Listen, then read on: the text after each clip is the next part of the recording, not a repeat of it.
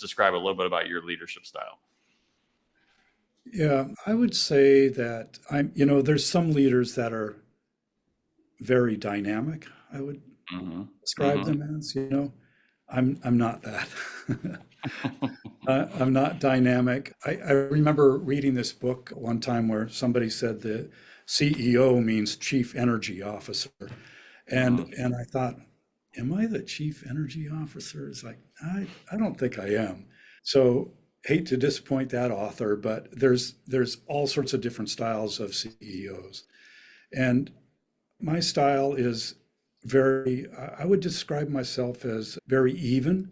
I don't have outbursts and I don't, get super excited about this and super depressed about this. It's like you could kind of know what to expect from me. And I think that's useful to many people, though Mm-hmm. some people would prefer that I'd be like super high energy and, you know, that sort of thing. But I think that's my style. And the other aspect of my style, and by the way, I think style is something that I'd be very curious what other people's that have worked for me or do work for me would say about my style, because I might be totally misinformed about what I see of myself. But I think at the core, I'm a learner Mm-hmm. and I want to learn more and apply more of what I've learned.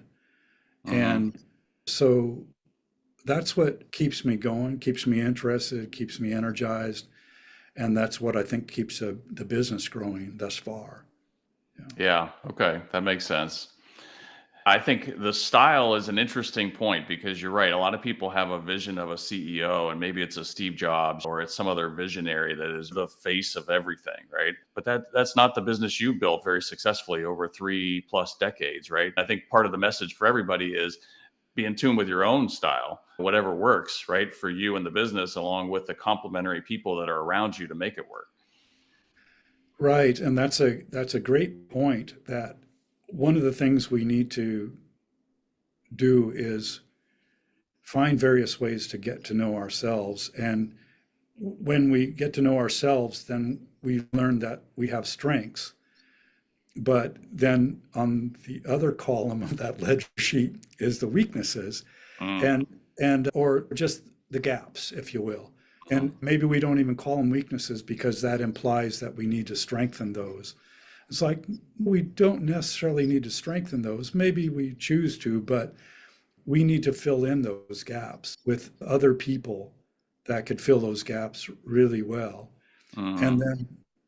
then we've got a complete picture.